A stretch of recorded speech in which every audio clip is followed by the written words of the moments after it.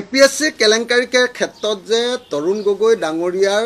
মানে আসলতে তৰুণ গগৈ ডাঙৰীয়াও এজন অভিযুক্ত বা দোষী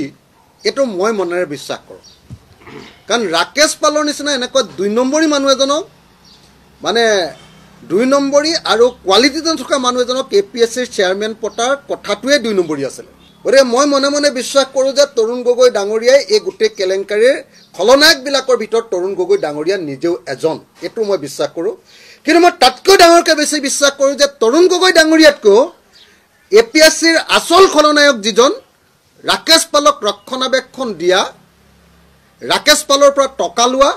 ৰাকেশ পালৰ জৰিয়তে চাকৰি দিয়া মেইন মানুহজন কিন্তু হিমন্ত বিশ্ব শৰ্মা গতিকে এপিএসসি কেলেংকাৰীৰ আটাইতকৈ ডাঙৰ দুৰ্ধৰ্ষ অপৰাধীজন আসলতে মোৰ বোধেৰে হিমন্ত বিশ্ব শৰ্মা কিন্তু তৰুণ গগৈ পুতেকৰ বিয়াত যদি কোনোবাই সোণৰ চেনে দিয়ক বা কিবা দিয়ক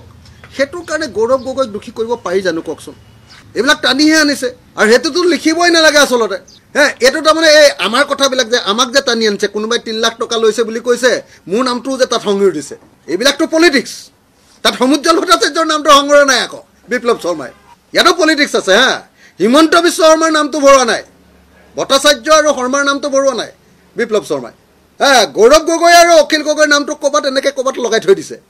এইটো এটা পলিটিক্স এইটো খাটাং কিন্তু মই ভাবোঁ আপোনাৰ যদি বিয়া হ'ল সাপোজ মই আপোনাৰ বিয়ালৈ গ'লোঁ